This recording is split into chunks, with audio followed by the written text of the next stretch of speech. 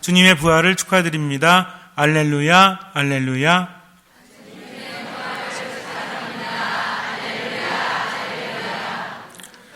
예, 알렐루야 뜻이 뭐죠? 알렐루야는 찬미하라 하느님을. 그래서 알렐루가 찬미하라는 뜻입니다. 뒤에 야가 야훼, 그게 붙은 거예요. 그러니까 알렐루야 그러면 찬미하라 하느님을. 그러면 알렐루 알렐루 알렐루야 그러면 찬미하라 찬미하라 찬미하라 하느님을, 이렇게 되는 겁니다. 그래서 알렐루야는 그런 뜻이 있다는 것을 아시고 그렇게 하시면 되겠습니다. 예수님께서 돌아가셨지만 이제 부활하셨습니다. 밤이 깊어서 이제 밤의 세력들이 땅의 모든 것들을 얼려버렸습니다. 죽여버리고자 그렇게 했어요. 이제 밤이 깊어질수록 모든 땅이 얼어붙을수록 생명력은 점점 죽어갔습니다. 그런데 아주 밤이 깊었는데 잠시 지나자 해가 떠오르기 시작을 했고, 해가 떠오르니까 모든 것들을 녹여버렸습니다. 밤이 아무리 애를 써도 해를 이겨낼 수 없는 것이죠. 어둠이 아무리 깊어도 빛이 있으면 어둠은 사라질 수밖에 없는 것이죠. 지금 불 끄면 어떨까요? 굉장히 깜깜하겠죠? 그 상태에서 불 켜면 똑똑하십니다. 아주 환해질 거예요. 바로 이것입니다. 하느님이 계신 곳에는 어둠이 존재하지 않습니다. 우리가 죄를 지어서 하느님을 떠나서 어둠 속에서 죽어가고 있었지만 예수님께서는 값을 치르셨죠. 우리가 죽어야 되는데 그분이 죽으셨습니다. 그리고 흐름을 바꾸어 놓으셨죠. 우리는 더 이상 죽음을 향해서 가지 않고 어딜 향해서 가요? 생명을 향해서 가게 되었다는 것입니다. 인생을 살아가면서 양심의 외침이 있다라고 했죠. 지금 내가 죽음으로 가고 있다면 내 양심 안에서 나에게 신호를 보낸다고 했습니다. 그런데 이제는 내 끝이 죽음이 아니라 생명이기 때문에 우린 마음을 놓고 살아갈 수 있는 것이죠. 신앙이란 바로 이런 것입니다. 그저 내가 원하는 것만을 하느님께 말하는 것이 아니라 그분을 따라서 생명으로 간다는 것이죠. 이것을 알기 때문에 우리는 끝에 생명이 있다는 것을 알기 때문에 지금 최선을 다할 수 있다라는 거죠. 그러나 끝이 생명이 아니라 죽음이라면 지금 하는 모든 것들이 의미가 없죠. 이제 우리는 주님을 믿고 어떻게 하면 돼요? 지금 최선을 다해서 살면 돼요. 나머지는 주님께 맡깁니다. 그래서 신앙인들은 어제도 아니고 내일도 아니고 언제를 살아가는 사람들? 오늘을, 지금을 살아가는 사람들. 그러다 보니까 계속 살다 보니까 생명으로 빛으로 가득 차게 된다는 겁니다. 내 삶 안에 기쁨이, 행복이 있을 수밖에 없는 것은 예수님께서 그렇게 하셨기 때문에 그래요. 근데 여기서 중요한 것이 있습니다. 그렇다면 어떤 사람이 그 비단에 머물 수 있을까요? 예수님께로부터는 이미 기적의 힘이 있었죠. 예수님께서 돌아가시고 나서 부활하시기 전에도 예수님은 한 말씀으로 마귀를 쫓아내고 한 말씀으로 사람을 살리셨습니다. 그런데 여기서 중요한 게 있죠. 어떤 사람들이 그런 기적을 체험했죠? 주님을 믿었던 사람들. 그래서 주님께서는 무엇을 보시고? 그들의 외모를 보시고, 그들의 재산을 보시고, 그들의 능력을 보시고, 그들의 믿음을 보시고 기적을 일으키셨다는 겁니다. 그러니까 우리가 비단에 머물기 위해서는 뭘 가져야 돼요? 믿음을 가져야 됩니다. 어떤 믿음? 주님께서는 나를 내버려두지 않으신다. 주님께서는 나를 나보다 더 사랑하시고 나보다 더 잘 아신다는 거죠. 이 세 가지 너무 중요합니다. 그렇기 때문에 지금은 살아가는 거예요. 때로는 이해할 수 없는 고통이 찾아올 때도 있습니다. 그래도 믿어야 한다는 거죠. 믿음이 없는 사람들은 고통이 있을 때, 어려움이 있을 때, 자기 생각대로 인생이 나아가지 않을 때 절망 속에 빠져버려요. 자포자기합니다. 모든 것을 판단해요. 그러나 주님께 믿음을 두는 사람은 어때요? 그분을 따라가게 되면 내가 이해할 수 없는 방식으로, 누구의 방식으로? 하느님의 방식으로 내 삶 안에서 그것이 이루어진다라는 거죠. 예수님의 방식은 늘 그랬고 하느님의 방식도 그랬죠. 말도 안 되는 곳에서 하느님께서는 기적을 일으키십니다. 예수님을 따르던 사람들이 예수님께서 돌아가셨을 때 얼마나 황당했을까요? 얼마나 당황스러웠을까요? 그러나 그분은 죽지 않으시고 살아나셨다는 겁니다. 마찬가지예요. 예수님 믿었으면 끝까지 가세요. 언제까지? 끝까지가 언제까지예요? 죽을 때까지 믿음을 두고 최선을 다하십시오. 죽을 때까지 최선을 다했는데 아무것도 되지 않는다면 그럼 그때 가서 그분께 따지면 돼요. 그러나 그분을 따라가면 깨닫게 됩니다. 인생에 있어서 무엇이 가장 중요한지를 깨닫지 않으면 우린 죽을 때까지 행복할 수 없어요. 무엇이 가장 중요합니까? 하느님 안에 머무는 것, 그러면서 그분이 주신 은총을 누리는 거예요. 그러니까 앞으로는 걱정이나 두려움보다는 어떻게 한다? 최선을 다한다. 어쨌든 내가 최선을 다하면 믿음이 있는 거죠. 왜요? 그분 믿고 사는 거니까. 나는 아무것도 없어요. 그리고 아무런 희망도 없지만 그분이 우리의 희망이기 때문에 그분을 믿고 최선을 다해서 언제만 살면 돼요? 지금은 삽니다. 나머지는 주님께서 채워주신다. 이것이 무엇이다? 이것이 부활 신앙이에요. 그래서 앞으로는 절망하거나 포기하거나 판단하지 말고 누구 믿고? 예수 그리스도를 믿고 언제를 산다? 지금을. 그럼 어떻게 살아? 불안불안하게? 조마조마하게? 짜증짜증하게? 분노하게? 어떻게 살면 돼요? 최선을 다해서 기쁘고 행복하며 사랑하며 살면 돼요. 나머지는 주님께서 채워주십니다. 그것이 바로 믿음이에요. 믿음이라는 것은 말도 안 되는 데서 기적을 불러오는 것이죠. 기적은 하느님께로부터 오지만 그 기적을 가능하게 하는 것은 우리들의 믿음이라는 것을 알아야 합니다. 예수님께서는 부활하셨습니다. 죽음의 세력을 물리치셨죠. 이제 우리는 그분의 공로로 말미암아 죽음을 향해서 나아가지 않고 생명으로 나아갑니다. 그러나 믿음이 있어야 돼요. 믿음을 보여주십시오. 믿음은 무엇입니까? 그분께 신뢰를 두고 그저 모든 것을 맡기고 최선을 다하는 거죠. 절망하지 마십시오. 포기하지 마십시오. 판단하지 마십시오. 지금 여기에서 듣는 마음으로 미사, 말씀, 기도 안에 머무십시오. 최선을 다해서 주님 안에서 살아가십시오. 모든 것에 감사하십시오. 그리고 베풀 수 있는 것을 베푸십시오. 막달라 여자 마리아와 또 다른 마리아가 아침 일찍 예수님한테 가죠. 왜 갔을까요? 할 게 없으니까. 할 일이 없다는 게 아니라요. 예수님께서 돌아가심으로 인해서 모든 게 무너졌습니다. 이제 할 게 없잖아요. 막달라 여자 마리아 같은 경우에도 7마리가 들어갔던 여잔데 그래가지고 남들이 다 손가락질했죠. 누가 치유해 주셨어요? 예수님이. 그래서 모든 인생이 누구한테 꽂혔어?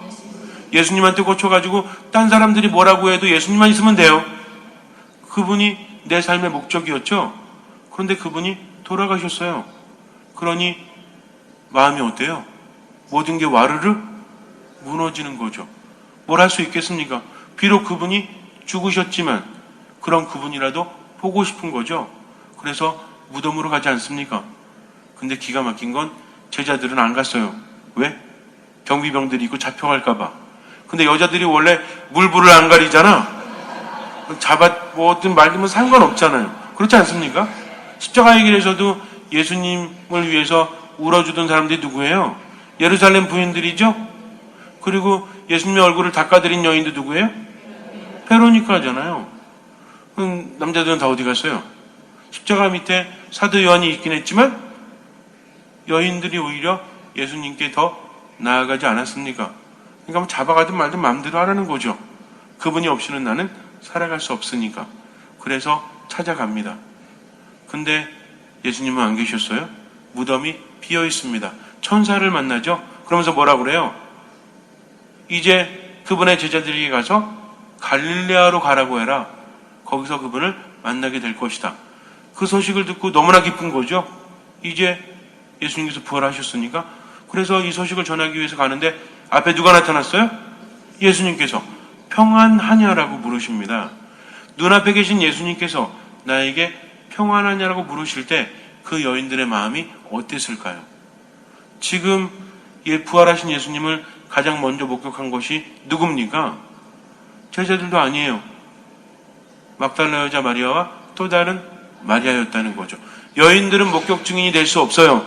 재판에 설 수 없습니다. 그런데 거룩하신 하느님의 부활의 첫 번째 증인은 누구였어요? 그 여인들이었다는 거죠. 그분에 대한 마음으로 온전히 그분 안에 머물렀기 때문에 그럴 수 있다는 거죠.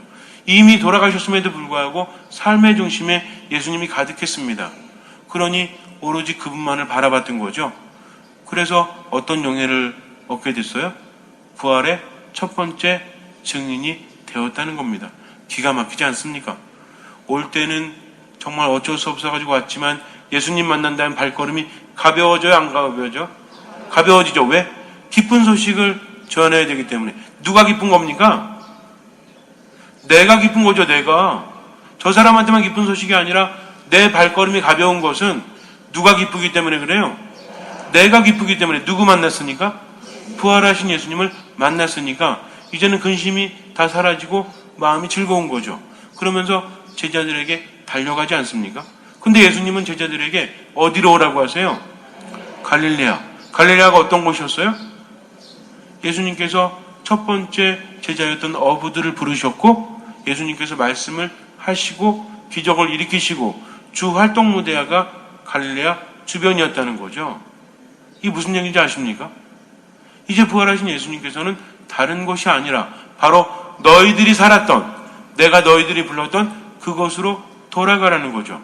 수많은 사람들은 구원이라는 곳이 마치 다른 곳에 있는 것처럼 내가 이곳이 아니라 다른 데 가면 나아지겠지.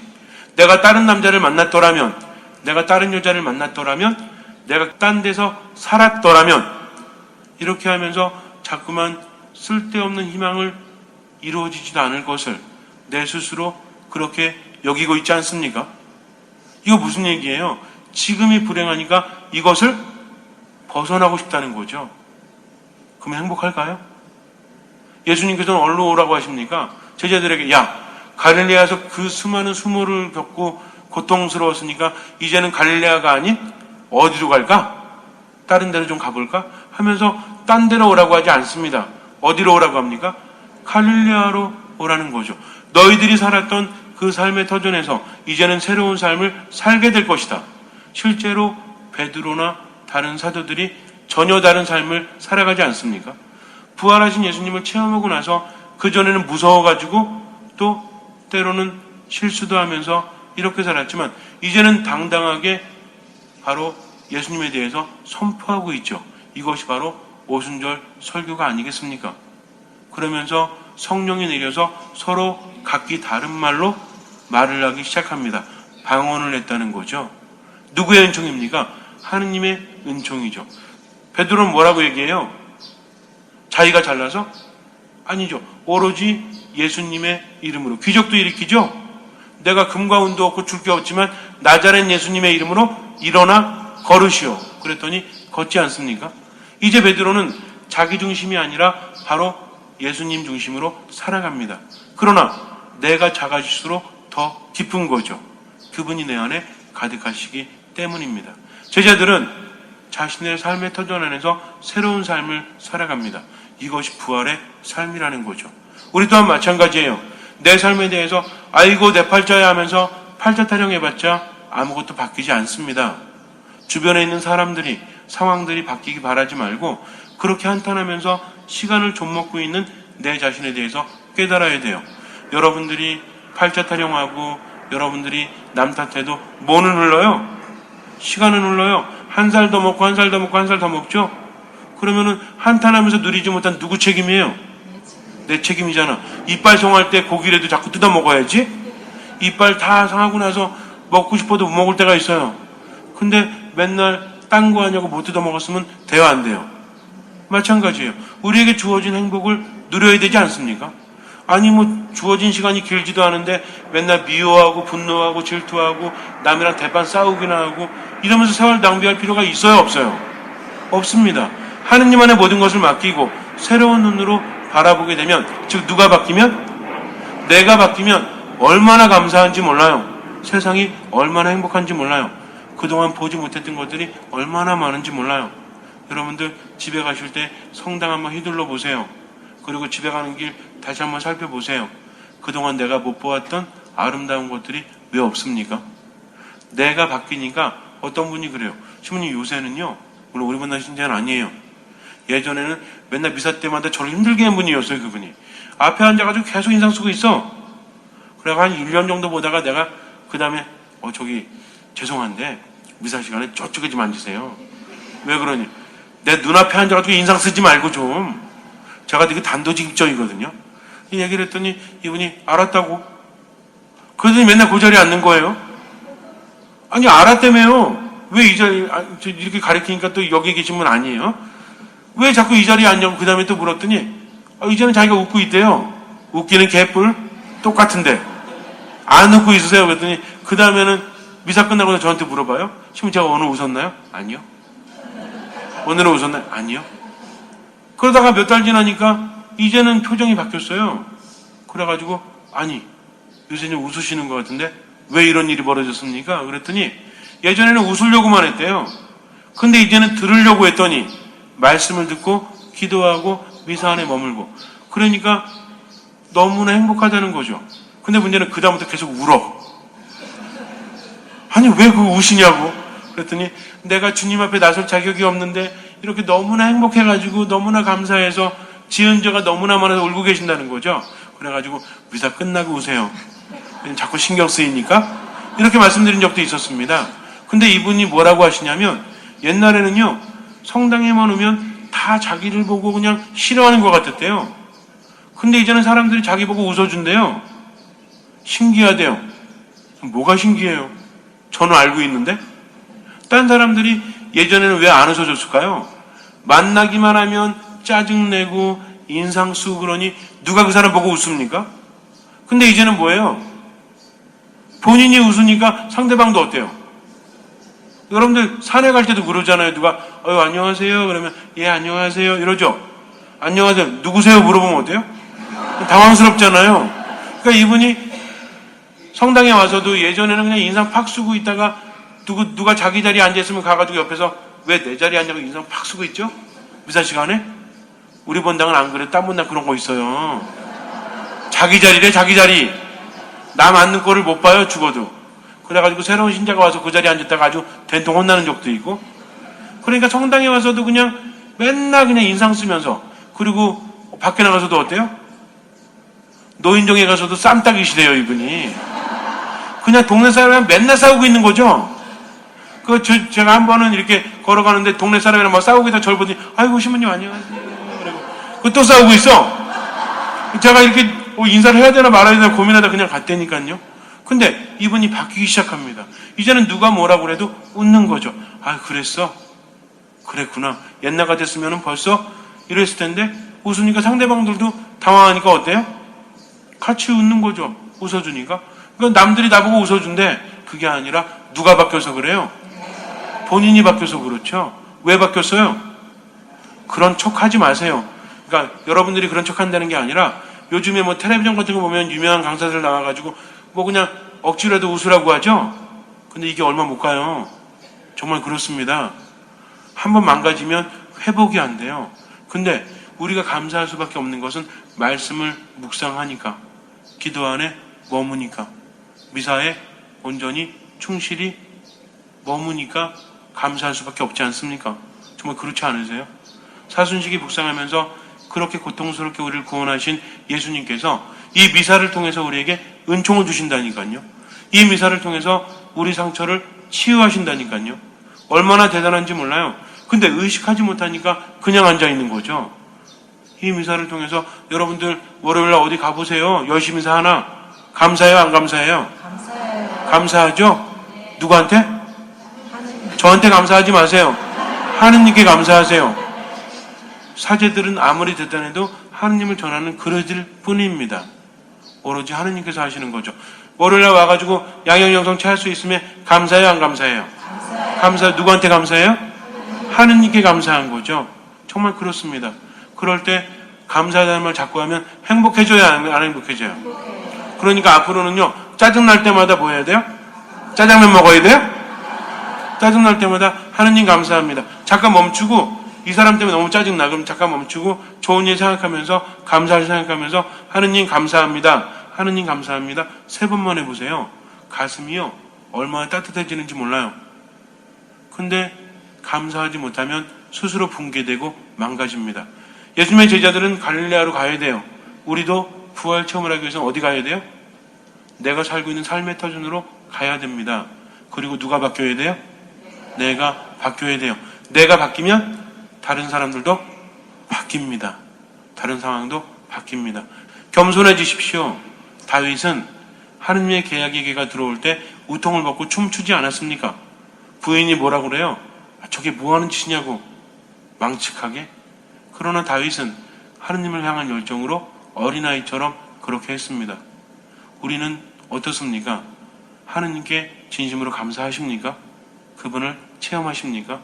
미사 안에, 말씀 안에, 기도 안에 머무십시오. 무조건 머무십시오. 그러면서 무조건 감사하십시오. 우리 가톨릭 신앙은 무슨 신앙이라고 합니까?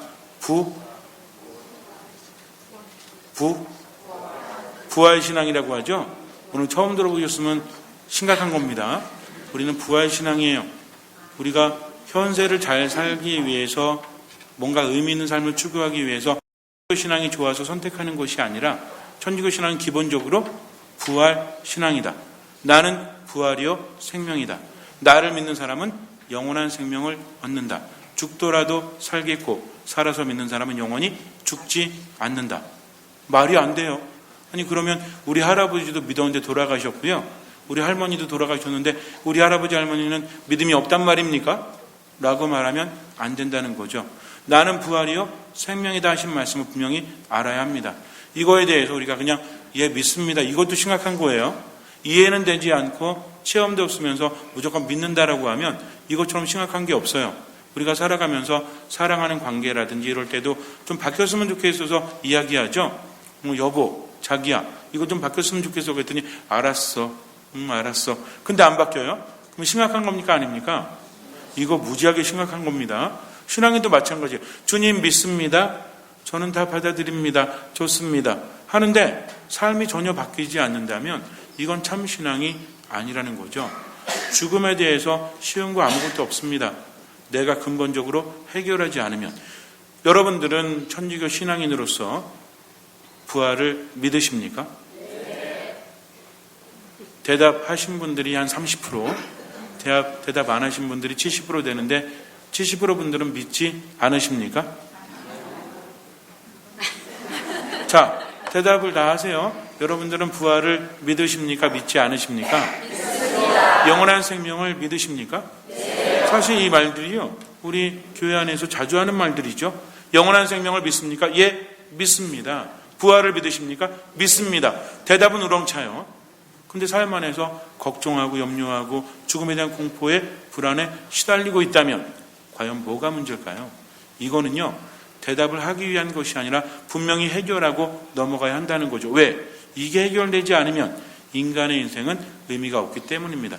나이가 들수록 죽음에 가까워지는 거니까 이건 별 의미가 없죠. 이래 살다 언제 갈지 몰라요.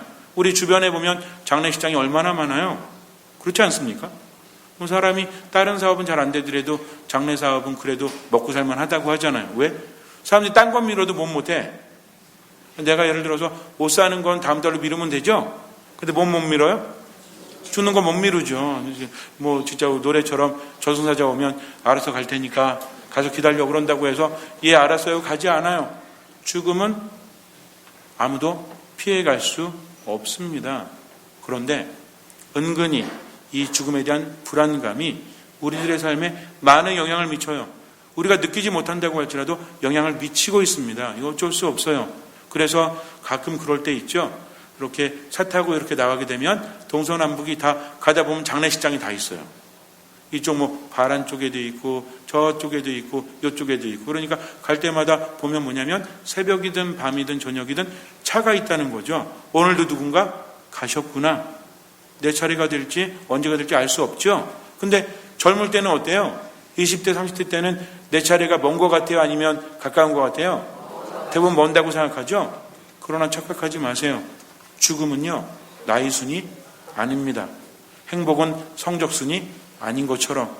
그래서 젊다고 해서 먼 게 아니라 또 나이가 많다고 해서 무조건 가까운 건 아니지만 보편적으로 나이가 들수록 이 불안감은 커진다는 거죠. 문제는 뭐냐면 어차피 죽는 거 걱정한들 무슨 의미가 있어요? 불안해한들 무슨 의미가 있습니까? 그러니까 노세 젊어서 노세 늙어지면 못 노노나니 하면서 놀고 싶은데 이게 됩니까? 이게 안 돼요. 왜 안 되냐면 제가 지난주에도 말씀드린 것처럼 우리가 굉장히 아름다운 경관을 바라보면서 요즘에 제가 EBS 그 다큐멘터리에서 걸어서 세계 속으로 뭐 이런 거 있잖아요. 굉장히 재밌게 봅니다. 다른 프로보다 EBS가 재밌더라고요. 선전하는 거 아닙니다. 다른 프로는 그냥 뭐 연예인들 나와서 이 뭐가 추구가 되는지 모르겠는데 EBS는요 철학이 담겨져 있고 교육이 담겨져 있고 정말 재밌습니다. 그래서 전문가들 뭐 교수님이라든지 여행 전문가라든지 전문가들이 와서 돌아다니면서 문화에 대해서 설명해주고 예능이 아니기 때문에 너무 재밌어요. 그래서 제가 전 세계를 방방곳곳을 돌아다녀 보지 못했지만 매일매일 그걸로 돌아다닙니다. 그래서 엊그저께는 저기 광저우 중국에 거기도 보고 여기도 보고 저기도 보는데 너무 아름다워요. 근데 여기에 이제 그 사공들이 이렇게 뗏목 타고 이렇게 가는 거 있잖아요. 그 할아버지가 거기 나오는 할아버지가 그 무슨 뭐 세계 무슨 사진전에서 2등도 하고 그랬더니 수염이 이렇게 길고 뱃사공 할아버지인데요. 이 할아버지가 이렇게 합니다. 근데 너무 재밌는 게 또 거기 보니까 그 무슨 새를 가지고 물고기 잡더라고요. 보셨어요? 가마우치? 예, 가마우치인가? 그 새가 이 물고기를 잡으면 되게 신기하더라고요, 그게. 어쨌든 근데 이 자연경관이 너무 수려해가지고 뗏목 타고 가면 이렇게 아름답죠? 여러분과 제가 뗏목을 타고 아름다운 경치를 보면서 맛있는 아이스크림 먹으면서 가고 있는데 저 앞에 물 보라가 일면서 엄청난 굉음이 들려. 가만히 보니까 이게 폭포 같아요. 좀만 가면 떨어져 죽어요. 근데 제가 여러분에게 그럽니다. 걱정하지 마시고 어차피 뭐 죽을 때 되면 죽지 않겠습니까? 그러니까 이 맛난 아이스크림 먹으면서 경관 즐기세요. 너무 아름답지 않아요? 여러분 뭐라고 할 것 같아요? 미치셨어요? 지금 우리가 이 경관을 볼 수 있겠습니까? 죽음의 공포가 다가오는데 이게 우리들의 삶이라니까요. 우리의 영혼은 알고 있습니다. 내가 죽음에 가까울수록 불안감을 느껴요. 그러니까 심장이 뛰기도 하고 양심에 걸리기도 하고 이거 아닌데 근데 이거 피하기 위해서 다른 것만 추구한다면 아무리 술을 마시고 노래를 부르고 이 불안감을 쫓아버린다고 할지라도 죽음은 사라지지 않는 겁니다. 그래서 제가 여러분께 뭐라고 그랬어요? 우리가 살아가면서 부정적으로 느끼는 모든 것들은 나쁜 거기도 하지만 일면으로는 뭐다? 하나의 신호가 되기도 한다는 거죠. 지난주에 말씀드렸죠?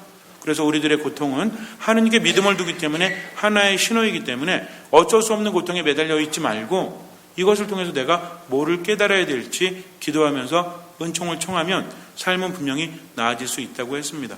그러다가 죽는다면 하느님께 맡기면 돼요. 우리는 아무것도 판단할 수 없죠. 불평하고 불만한다고 해서 죽음이 피해갑니까? 절대 피해갈 수 없어요. 그렇다면 지금 삶에 대해서 충분히 누릴 수 있도록 하느님께 의탁해야 되는데 여기까지 말씀드리고 이것에 대해서 우리가 안다고 할지라도 해결되지 않아요. 내 안에선 절대로 죽음을 이겨낼 힘이 없습니다. 그러나 말씀 안에서 기도 안에서 하느님 안에서 거룩한 미사 안에서 지혜를 얻고 힘을 얻고 생기를 얻게 되면 그 다음부터 삶은 달라져요.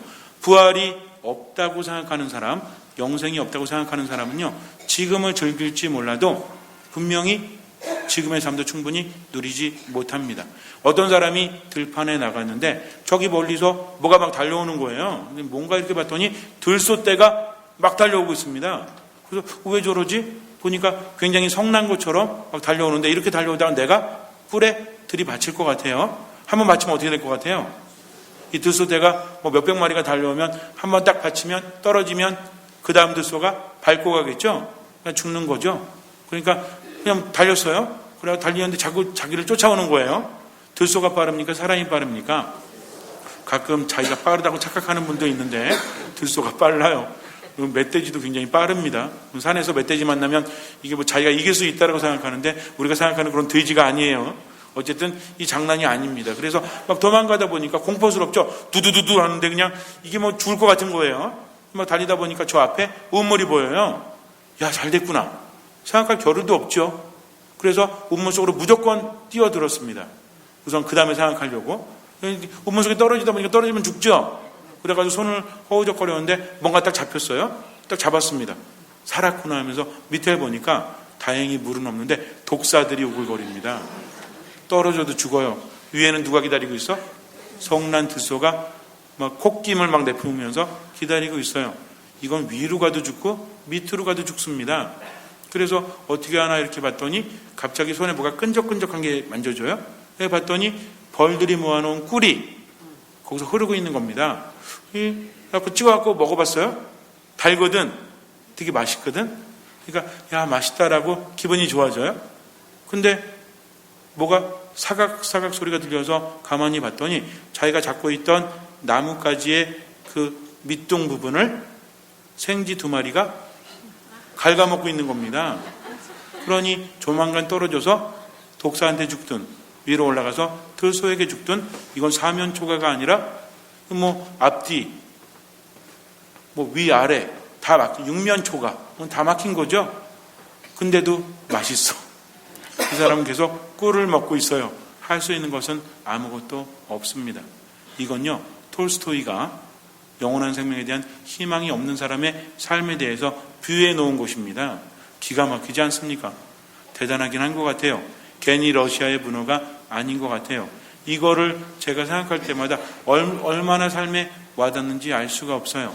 그래서 영원한 생명에 대한 희망이 없는 사람들은요, 지금이 중요하다, 현재가 중요하다라고 한다고 할지라도 희망이 없으면 나이가 들면서 그 사람은 불행해지게 마련이라는 거죠. 그러나 영원한 생명에 대한 희망이 있는 사람은요, 지금도 즐길 수 있습니다. 왜? 삶이라는 게 어차피 다 끝나는 거지만 끝이 아니기 때문에 전혀 불안하지 않다는 거죠. 그러니까 신앙이라는 것은 우리에게 죽은 다음에 뿐만 아니라 지금에도 막대한 영향을 미친다는 겁니다. 하지만 생각만 가지고 되지 않아요. 그래요? 그럼 저 오늘부터요 영원한 생명 믿을게요. 그 열심히 재밌게 살게요. 될 것 같아요? 살다 보면요 하면 되는 게 있고 해도 안 되는 게 있어요. 그러나 내가 뭐 하려고 하지 않아도 그냥 되는 것도 있습니다. 그래서 내 삶을 내가 즐겁게 만든다? 이런 것들은 사실 가능하지 않아요. 인간의 기분은 늘 변하기 때문에. 그러나 하느님 안에 머무는 사람은요, 그냥 머문다고 해서 무조건 좋아지는 것이 아니라 삶의 과정 안에서 하느님께서는 그를 깨닫게 하십니다. 왜냐하면 우리를 우리보다 더 사랑하시고 잘 아시기 때문에 당신만의 방법으로 이끌어 주신다는 거죠. 내가 열심히 기도하고 미사 참여하고 말씀 묵상하는데도 내 뜻대로 안 될 때도 있어요. 그러나 신앙인은 판단하지 않는다고 했죠. 하느님께 맡겼으니까 믿고 가면 됩니다. 나머지는 주님께 맡기는 거죠. 말씀을 통해서 새로운 삶을 배웁니다. 성경 말씀은 2000년 전 또는 3000년 전에 죽은 말씀이 아니라 지금 우리의 이야기이기 때문입니다. 우리가 미사 때 복음 들을 때 그냥 뭐 당연한 말씀이시죠, 이러면 안 돼요. 이 말씀이 나에게 무엇이 어떤 의미를 주는지, 지금 주님께서는 나에게 어떤 말씀을 하시는지 분명히 알아야 합니다. 저 예전에 여러분께 그런 말씀 드렸죠.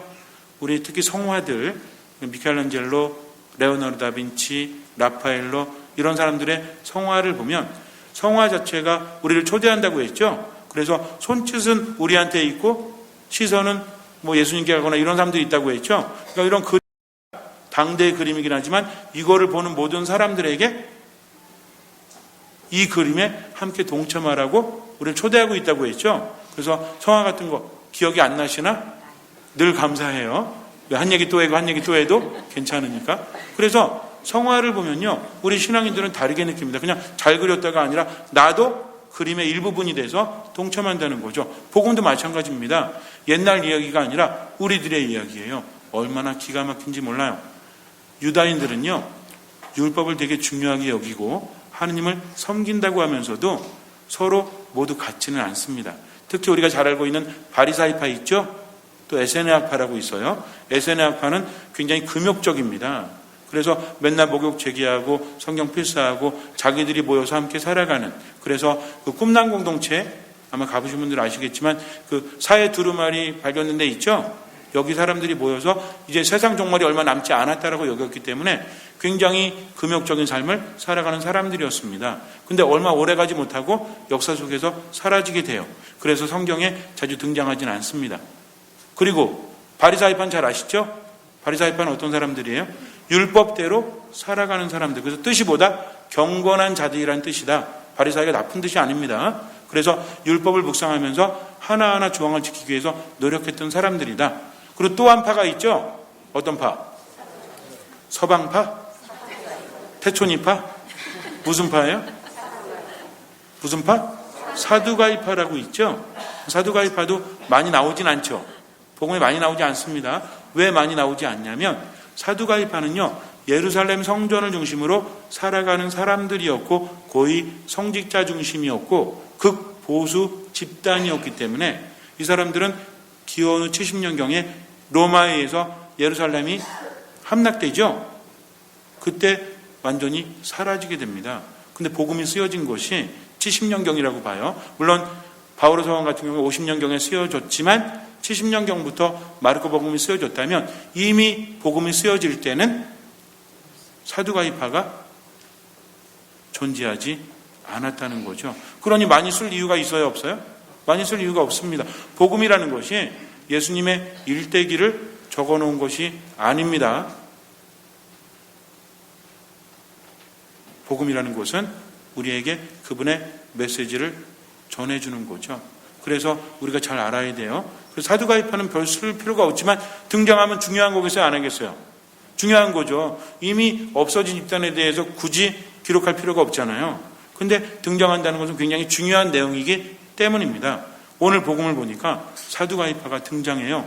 어디서 뭐에다가 이제 들어왔는지 모르겠지만 예수님께 와서 뭔가 질문하는데 이게요, 만약에 영화나 드라마로 만들면 기가 막힌 내용입니다. 조금만 생각해 보면요, 이 내용이 얼마나 기가 막힌지 우리가 알게 된다는 거죠. 예수님이 하루하루 살아가실 때 적대자들이 오죠. 그러면서 위기 상황이 도래합니다. 이 위기를 예수님께서 어떻게 극복하시는지 정말 대단한 겁니다. 이 사람들은요, 기본적으로 유다 교회였긴 했지만 영원한 생명을 믿지 않습니다. 이 사람들은 부활을 믿지 않아요. 이 사람들은 천사의 존재도 믿지 않습니다. 이 사람들에서 중요한 것은 현세예요. 현세에 돈 많이 벌고 복 많이 받고 건강하고 이게 중요하다는 거죠. 죽은 다음은 그냥 끝이다라고 생각했어요. 좀 이상하지 않아요? 아니 어떻게 하느님 믿으면서 그렇게 생각할까라고 하지만 이 사람들은요, 모세오경만 믿습니다. 나머지 예언서 이런 건 믿지 않아요. 모세오경, 토라라고 불리우는 율법서만 믿었다는 거죠. 모세오경이 뭔지 아시죠? 뭔지 아시죠? 제 질문해 볼까요? 마이크 들고 가서 딴짓 하는 분들한테 모세오경이 뭔지. 모세오경 뭔지 모르면 안 돼요. 우리가 신약의 복음을 알듯이 구약의 모세오경 상당히 중요합니다. 뭐죠? 창세기, 탈출기, 레위기, 민수기, 신명기. 중요합니다. 이 5개가 가장 기본이 되는 율법서요, 토라이기 때문에 그래요. 그리고 모세가 썼다라고 믿고 있죠. 근데 모세가 다 쓴 건 아닙니다. 왜? 읽다 보면요, 모세가 묻힌 것도 나와요. 모세가 썼으면 죽어서 묻혔다가 쓰여져 있을까요? 가만히 있어봐. 내가 죽었는데 가만히 있어봐. 모세오경 내가 완성해야 되니까 가만히 있어봐. 내가 나가서 다시 쓰고 다시 들어와야지 하고 모세가 무덤에서 나와서 쓰고 다시 들어갔나요? 아니라는 거죠. 그래서 모세의 후계자들이 완성을 했다고 우리에게 알려져 있습니다. 어쨌든 모세오경이 상당히 중요합니다. 이건요, 유대인들에게 뿐만 아니라 우리들에게도 굉장히 중요하다는 거죠. 그래서 이것만 인정하는데 여기에는 부활에 대한 내용이 없습니다. 오늘 우리가 묵상했던 이제 그 이후에 성경들의 내용이 담겨져 있기 때문에 절대 안 믿어요. 이 사람들은 뭐냐면 현세에서 잘 지내면 그걸로 괜찮은 거다 하면서 율법을 중요시 하면서도 현세의 삶을 가장 중요하게 여겼다는 거죠. 그런데 예수라는 사람이 나타나서 근본도 잘 모르겠고 학벌도 미천한데 문제는 기적을 일으켜 수많은 사람들이 엄청나게 몰려들고 있어요. 그래서 조사단을 파견해서 이 기적이 가짜인지 진짜인지 알아봤는데 진짜래요. 죽은 사람이 살아났다고 합니다. 나병 환자가 깨끗해졌대요. 이건 납득이 가지 않아요. 근데 사람들이 많이 모여들고 있으니 뭔가 사회적 문제가 되기도 한다는 거죠. 왜? 사두가이파는요, 예루살렘 성전을 중심으로 고위 성직자들, 대사지들 중심이었기 때문에 이 사람들은 로마 사람들하고도 친하고 헤로데 당원들하고도 친합니다. 기득권 세력이라는 거죠. 근데 예수라는 사람 통해서 많은 사람들이 모여드니까 이거 어떤 일 벌어져? 광화문에 모여서 어제는 20만 모였다라고 하는데 한 100만, 200만 모이면 어떻게 될 것 같아요? 겁이 날 것 같아요? 안 날 것 같아요? 밀고 막 들어갈지도 몰라요. 그러니까 점점 두려워집니다. 그리고 관심이 가기도 하고, 그래서 예수님에 대해서 이리저리 연구를 하고 이제 어떤 생각을 하냐면, 안 되겠다, 망신을 좀 줘야 되겠다. 원래 스승이라는 사람들, 율법 교사들, 랍비들은요, 진리를 전해줘야 됩니다. 근데 진리를 전해주지 못하고 특히 성경에 관해서 대답하지 못하거나 잘못된 가르침을 전해주면 그 스승의 권위는 땅으로 떨어지는 거죠. 더 이상 어떻게 할 수 없어요. 그래서 기적을 일으키든 뭐라든 상관없는데 가서 우리가 대답하지 못할 질문을 해야 되겠다. 약점을 좀 잡아야 되겠다. 해서 이제 만반의 준비를 끝내고 온 겁니다. 그리고 예수님께 뭐라고 합니까? 스승님 이렇게 불러요. 아주 교묘해요. 왜? 스승이라고 불렀다면 우리에게 뭘 달라는 얘기예요? 가르침을 주십시오. 스핑크스가 내는 질문도 아니고, 그러면서 예수님은 올가미에 이제 걸려들게 만듭니다. 만났으니 이제 빠져나갈 구멍이 없어요. 그래서 뭐라고 질문하냐면 모세는 우리에게 말했습니다 하면서 모세를 든다는 것은 유대인들에게 있어서 모세는 되게 중요한 사람이라고 그랬죠. 모세가 말한 것에 대해서 한번 대답해 보십시오. 형제가 죽으면, 후사 없이 죽으면 그 아내를 다른 형제가 아내로 맞아들입니다. 형사 취수죠.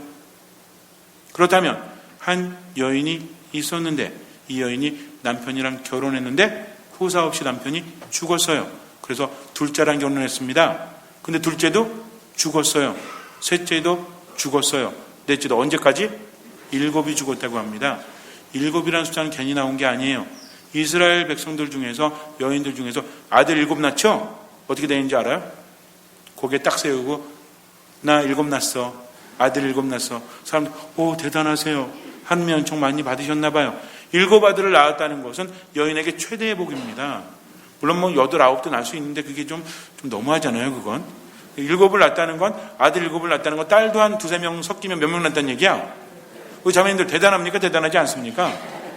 연속으로 7 낳아도 대단하지만 중간에 딸 섞여가지고 7 낳아도 정말 대단한 거죠. 사람이 할 짓이 못 될 수도 있어요. 어쨌든 그러나 당시의 여인들은 자신의 능력이 아니라 바로 이런 출산 능력을 통해서 또는 남편, 아버지의 광명 때문에 드높여줬는데, 내가 아들을 낳았다는 건 뭐 이거는 어떻게 할 수 없잖아요. 남편은 아내를 버려도 되지만 아들은 엄마를 버릴 수 있어요, 없어요? 그러니까 아들 7 낳으면 이건 뭐야? 그때부터 남편한테도 큰 소리 떵떵 치는 거예요. 내가 7 낳았잖아.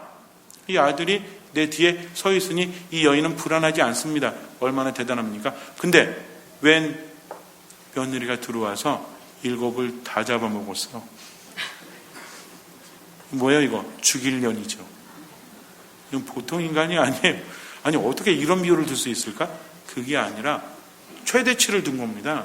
그래서 죽었어요. 나중에 당신 말이지 부활이 있다고 그랬잖아. 나중에 부활했어. 그러면은 이 여자는 누구 남편이야? 7이 다 데리고 살 수는 없잖아. 그래서 아마존이야? 이렇게 질문합니다. 이건요 꼼짝없이 대답할 수 없는 거죠. 어떻게 대답할 거예요, 여러분들? 먼저 결혼했던 첫째? 아니지. 가장 최신 결혼했던 막내? 이렇게 말할 수 없는 겁니다. 예수님 뭐라고 하십니까? 이 어리석은 자들아, 부활한다는 것은 너희가 생각하는 것처럼 하느님 나라는 장가들거나 시집가는 일과 같은 것이 아니라 천사들과 같다.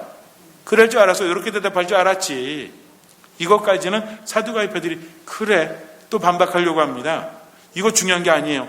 중요하지만, 물론 제가 여러분께 말씀드릴 때 이 내용이 중요하지 않다는 게 아니라 이렇게 말할지 사두가이들도 알고 있었습니다. 근데 예수님의 마지막 말씀에 그들은 꼼짝을 못해요. 모세가 하느님 만났을 때 떨기나무 대목 있죠? 이거를 들면서 말합니다. 모세가 어떻게 했느냐? 아브라함의 하느님, 이삭의 하느님, 야곱의 하느님이라고 너희들이 그렇게 중요하게 여기는 모세가 그렇게 말했어. 근데 그때 아브라함도 야곱도 이삭도 다 죽었어. 그러면 하느님은 죽은 자의 하느님이냐? 니네가 그렇게 인정하는 모세도 하느님이라고 했다면 아브라함, 이삭, 야곱이 죽었지만 하느님 안에 살아있기 때문이다 라고 말하니까 이 사람들이 할 말이 있어요, 없어요? 여기서 만약에 모세가 제정신이 아니었나 보죠. 이렇게 하면 자기들의 뿌리가 흔들리기 때문에 말할 수 없는 겁니다. 그러니까 돌아가지 않습니까? 예수님 뭐라고 하십니까? 하느님께는 모든 사람이 살아있는 거다. 왜? 하느님 때문에 살아있는 거죠. 나는 부활이요 생명이다. 그러니 나를 믿는 사람은 영원히 죽지 않는다라고 그분이 말씀하시는 것은 이거는 의욕이 없는 겁니다. 헷갈리는 게 아니에요. 나를 따라오너라. 그 누구도요 생명을 준다라고 나를 따라오라고 하지 않았어요. 내 가르침을 따르라고 하지 않습니다. 우리가 뭘 해도요 이게 될까? 99.9%의 확률은 있지만 0.1%의 안 될 가능성도 있다는 거죠. 그러나 예수님을 따르는 사람은 어떤 사람이에요? 예수님 뭐라고 하십니까? 나를 본 것은 누구를 본 것이다? 아버지를 본 것이다. 아버지가 누굽니까? 하느님이시죠. 혹시 예수님의 그 양부이신 요셉 얘기하는 거 아닙니다. 나를 본 것은 아버지를 본 것이다. 이 아버지가 하느님이시죠. 하느님은 어떤 분이에요? 전지전능하시고 생명을 주관하신 분이고 이분께는 죽은 사람이 없다. 모든 사람이 살아있는 거다. 복음의 내용들을 연결해 보면 얼마나 기가 막힌지 아십니까? 그러니까 우리는 예수님 안에 머물기만 하면 하느님을 만난 거고 하느님이 내 안에 가시고 그 하느님 앞에서는 사람들이 모두 죽지 않는다는 거죠. 영원한 생명을 얻는다는 겁니다.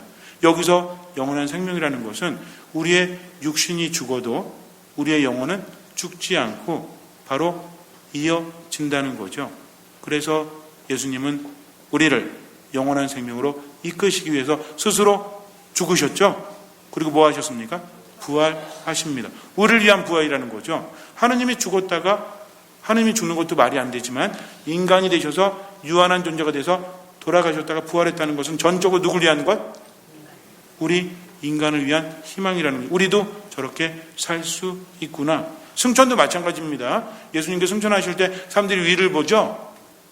위를 보는 존재 뭐예요? 이게 안드로포스예요.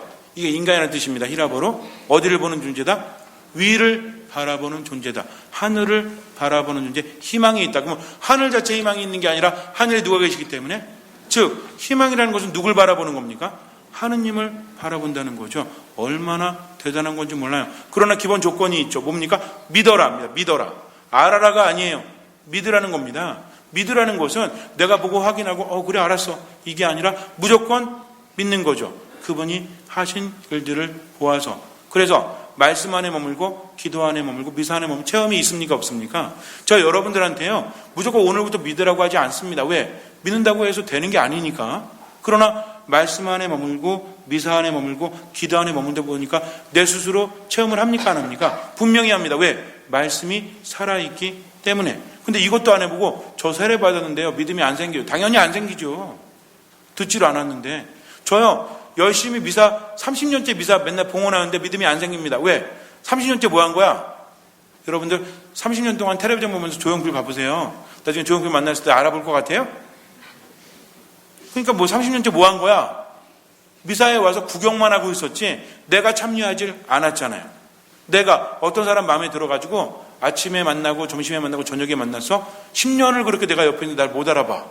왜 못 알아봐요? 아침에 버스 타서 옆에 있었고 점심 때 커피숍 가고 있을 때 옆자리에 앉아 있었고 저녁 때 버스 탈 때 같이 있으면 알아봐요? 못 알아보죠. 10년 동안 같이 한 건 맞아요? 안 맞아요? 같이 했죠. 웬만한 날 빼고는. 그러나 함께 한 건 아니잖아요. 마찬가지입니다. 신앙생활 하지도 않고 내가 세례 받아봤는데 교리 공부해 봤는데 하느님 못 느끼겠어요? 당연히 못 느끼죠. 그렇게 느낄 수 있는 것이 아닙니다. 하느님 안에 온전히 믿음으로 머물러야 한다는 거죠. 믿음은 어디서 온다고 그랬죠? 들으면서 온다고 했습니다. 들으십시오. 그분의 말씀을 듣고 또 듣고 그 안에서 고민하고 묵상하고 기도하십시오. 그러다 보면 성장하게 된다는 거죠. 믿음이 만만합니까? 그냥 뭐 내가 세례 받는다고 잘하는 게 믿음이에요? 살아가면서 하느님은 하나도 없고 그냥 성당에서 뭐 봉사하면 뭐예요? 일하면 뭐예요? 믿음이 없는 걸 듣지 않고 기도하지 않고 말씀 안에 머물지 않는데 어떻게 믿음이 생깁니까? 이런 사람이 기도 열심히 하면 열심히가 뭐예요? 그냥 힘든 거 안 하는 거지. 기도도 안 하고 그냥 필요할 때만 주님 이번에 수능 합격하게 해주세요. 이번에 승진하게 해주세요. 하느님이 들으실 것 같아요? 안 들으실 것 같아요? 들으세요. 듣기만 하십니다. 이 사람 말만 했으니까. 그러나 마음을 두고 청하면 하느님께서는 다 주신다고 했죠. 그렇게 청해 본 적 있으십니까? 귀찮은 거 다 안 하고 내가 필요한 것만 하면서 그게 청하는 거라고요? 아니죠. 진짜 청하는 사람은요, 그분 안에 머물고 말씀을 듣고 실천하는 사람이라는 거죠. 이것도 안 해보고 신앙에 대해서 이러쿵저러쿵 말하면 아무런 의미가 없다는 겁니다. 잠시 눈을 감으세요. 우리의 죽음이 그냥 끝이라면 아무런 의미가 없어요. 그러니 믿으십시오. 내가 할 수 있는 것이 아닙니다. 고민한다고 해서 생명 연장할 수 있는 거 아니에요. 내 영역이 아닌데 왜 고민하십니까? 주님께서 주신다는데. 계시종교는 내가 할 수 없기 때문에 알려주신 대로 그 길을 걸어가는 거죠. 아무리 머리를 맞대고 고민해봤자 생명과 죽음은 우리의 영역이 아닙니다. 그러나 주님께서 이미 기적을 일으키셨고 우리에게 말씀하십니다. 그러니 머리로 생각하지 말고 체험으로 믿음 안에 머무십시오. 미사에 집중하고 말씀을 듣고 기도하십시오. 꾸준히 그렇게 머무십시오. 주님께서는 그 믿음을 보시고 우리에게 참된 지식을 주시고 우리 삶에 놀라운 기적을 일으켜 주실 것입니다. 아멘.